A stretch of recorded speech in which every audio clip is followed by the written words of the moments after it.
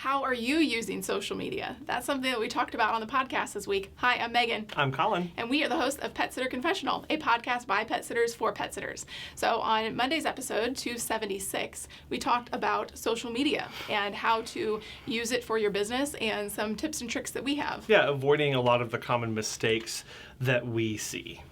Yeah, and so something that we didn't really touch on was the difference between attracting someone to your social media versus keeping your current clients. Yeah, so attracting people that you want versus building that loyalty. And it really has two different kind of posts that you're putting out there. If you're attracting new clients, right, you're talking a lot about services, you're talking a lot about new things, about you, about where your origins are from. You're talking about how you can solve their problems. Yes, doing a lot of problem solving. Again, we talk about this on the episode, but putting them as the hero of this journey that they're on from problem to solution, putting them at the center of that. You're really focusing on that.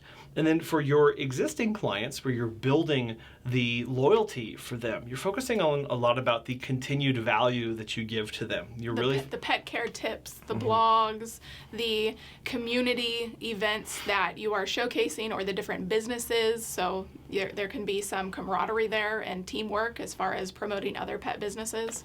Yeah, but really building them. A lot of people talk about how they say they come for the service, they stay for the community. And that's extremely true in pet care, is that if you can get somebody connected and feel like they're part of something bigger, part of something more than this, than they think that there is available, that's where a lot of that loyalty comes in, is that they become part of something, your business, right? It's not just this one-on-one transaction. It's you are giving them information, you are bringing them part, you're making them feel welcomed and like they're not alone.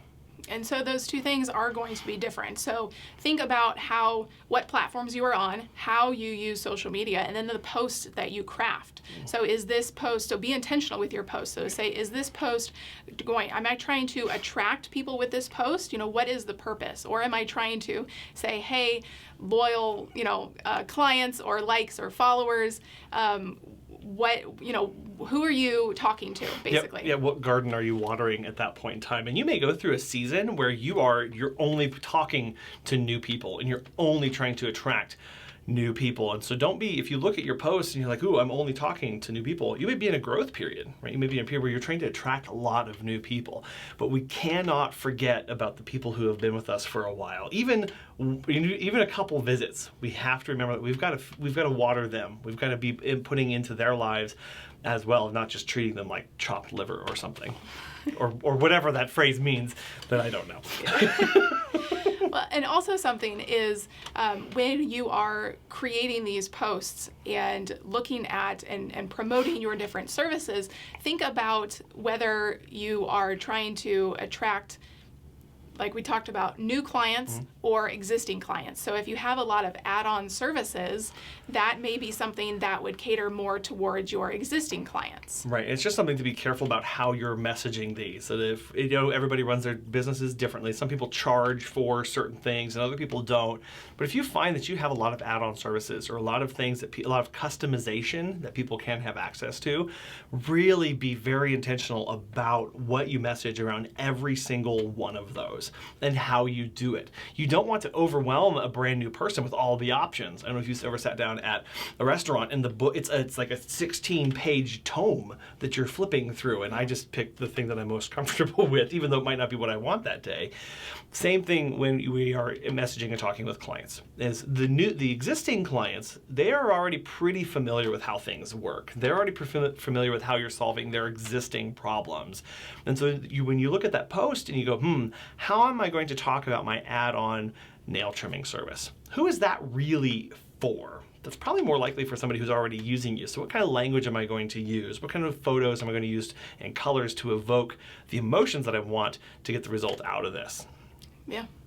Because if you think about it, you just talked about the menu aspect, and there's so many different things. People can feel overwhelmed when there are too many different things. And so if you are trying to attract new clients, you may just say, hey, I just offer these 3 basic services, and then if there's something else that you want, I do have these add-ons as well, but maybe save that for after so they don't feel so overwhelmed. And I know what we've done for every single one of our services and service combinations. We've written out who that is for. what is their problem?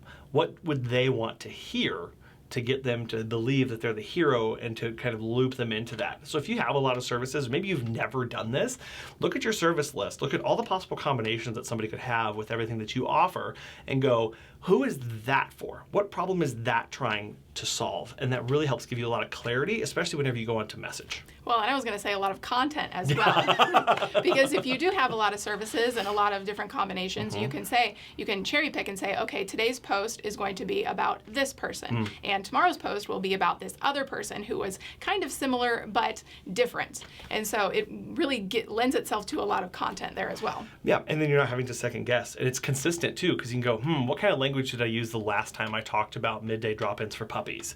Okay, how do I also evoke that same thing moving forward? Absolutely. Yeah. So we want to know how you use your social media. You can let us know or subscribe here and leave a comment below. Ring the bell. Ring the bell as well, and we will we'll talk to you next time. Bye.